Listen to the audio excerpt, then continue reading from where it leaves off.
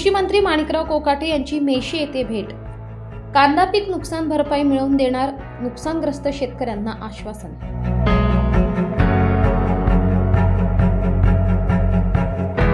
कांदा पिकावर हानिकारक ठरलेल्या सदोष तणनाशकाची विक्री तात्काळ बंद करण्यात यावी। त्याचबरोबर वितरकांकडे असलेला कोठा सील करावा व 2 दिवसात प्रयोगशाळेतून अहवाल प्राप्त करून दोषी आढळल्यास संबंधित कंपनीवर कारवाई करण्याचे आदेश कृषी मंत्री नामदार माणिकराव कोकाटे यांनी दिले। देवळा तालुक्यातील मेशी येथील 100 एकर कांद्याचे तणनाशक फवारणीमुळे नुकसान झाले होते। त्या नुकसानग्रस्त शेतावर रविवार दिनांक 26 रोजी राज्याचे कृषी मंत्री नामदार माणिकराव कोकाटे यांनी पाहणी केली। यावेळी महाराष्ट्राचे सरकार शेतकऱ्यांच्या पाठीशी खंबीरपणे उभे असून शेतकऱ्यांना नुकसान भरपाई मिळवून देण्यासाठी सर्वतोपरी प्रयत्न केले जातील असे आश्वासन त्यांनी शेतकऱ्यांना दिले। इंडियन पेस्टिसाइड लिमिटेड या कंपनीचे क्लो गोल्ड नावाचे तणनाशक कांदा पिकावर फवारल्याने मेशी येथील सुमारे 53 शेतकऱ्यांचे 100 एकरपेक्षा जास्त क्षेत्रावरील कांदा पीक संपूर्ण नष्ट झाले होते। 2 दिवसापूर्वीच आमदार डॉक्टर राहुल आहेर यांनी नुकसानग्रस्त भागाची पाहणी करत कृषी विभागाच्या अधिकाऱ्यांना पंचनामा करण्याच्या सूचना दिल्या होत्या। त्याचप्रमाणे लवकरच राज्याच्या कृषी मंत्र्यांना सोबत घेऊन नुकसान झालेल्या पिकाची पाहणी करून शेतकऱ्यांना योग्य तो न्याय मिळवून देऊ असे आश्वासित केले होते। आमदार आहेर हे गेल्या 2 दिवसापासून कृषी मंत्र्यांच्या संपर्कात होते। त्यांनी रविवारी सायंकाळी नुकसानग्रस्त शेतकऱ्यांशी संवाद साधला। कृषी मंत्र्यांनी पूर्वनियोजित दौरा रद्द करत नुकसानग्रस्त शेतकऱ्यांच्या बांधावर जात पिकाची पाहणी केली। यावेळी शेतकऱ्यांना आश्वासित करण्याबरोबरच संबंधित कंपनीच्या अधिकाऱ्यांना कडक सूचना दिल्या। येत्या 8 दिवसात शेतकऱ्यांना कंपनीकडून नुकसान भरपाई न दिल्यास कंपनी सील करण्यात येईल।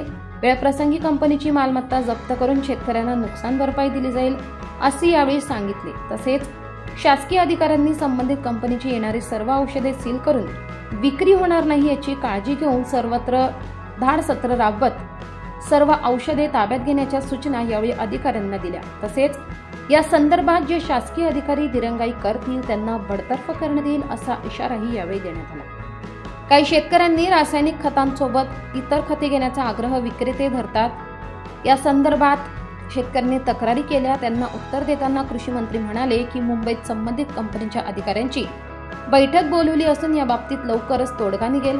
शासन शेतकऱ्यांसोबत असून शेतकऱ्यांना वाऱ्यावर सोडणार नाही, तरी कृपया आपण संयम बाळगावा, दोषी कंपनीवर कारवाई केलीच जाईल असे आश्वासित केले। यावेळी आमदार डॉक्टर राहुल आहेर, उमराणे कृषी उत्पन्न बाजार समितीचे सभापती प्रशांत देवरे, सुनील आहेर, किशोर आहेर, कळवण उपविभागीय पोलीस अधिकारी डमाळे व परिसरातील नुकसानग्रस्त शेतकरी उपस्थित होते। पर्यंत तुम्हाला परफेक्ट नॉलेज येत नाही, जोपर्यंत कृषी खातं तुम्हाला रेफर करत नाही तोपर्यंत तुम्ही औषध वापर नाही केला पाहिजे। तुम्ही पण अलर्ट राहिलं पाहिजे। तुम्ही एखादं औषध मारायचं असेल, घ्यायचं असेल, त्या कृषी अधिकाऱ्याला किंवा त्या तांत्रिक अधिकाऱ्याला सल्ला विचारला पाहिजे। फोनवर का होईना सल्ला विचारला, रेकॉर्ड करा तुम्ही। त्या अधिकारी चुकीचा सल्ला दिला त्याच्यावर कारवाई करता येईल मला। त्यामुळे तुम्ही कारण नसताना दुकानदारावर विश्वास ठेवता। दुकानदार तुम्हाला जे त्याला जास्त नफा मिळेल ते औषध तुम्हाला विकतो। त्या औषधामध्ये काय आहे काय नाही त्याला माहित नसतं। कधी कंपनी करते, कंपनी जास्त त्याला नफा देते, त्यामुळे तोही विकत असतो। तोही शेतकऱ्याचा मुलगाच आहे, तो काय फार फरक नाही। त्यामुळे कुठली औषधं ठेवावी कुठली ठेवू नये या संदर्भातला काही आपण एक GR काढणार आहे। कंपन्यांना पण बंधन, दुकानदाराला पण बंधन करणार आहे की औषधं टेस्टेड असल्याशिवाय तुम्ही ठेवायची नाही आणि एकदा टेस्ट करून चालणार नाही।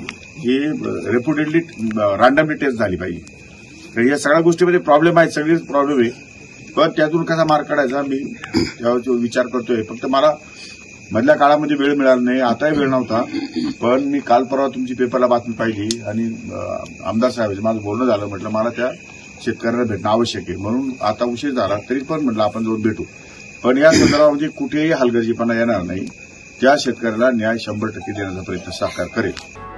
मराठी केसरी न्यूजसाठी प्रतिनिधी राजपाल आहिरे, देवळा। दिवसभरातील ताज्या घडामोडी बघण्यासाठी आजच मराठी केसरी न्यूजला लाईक, शेअर आणि सबस्क्राईब करा।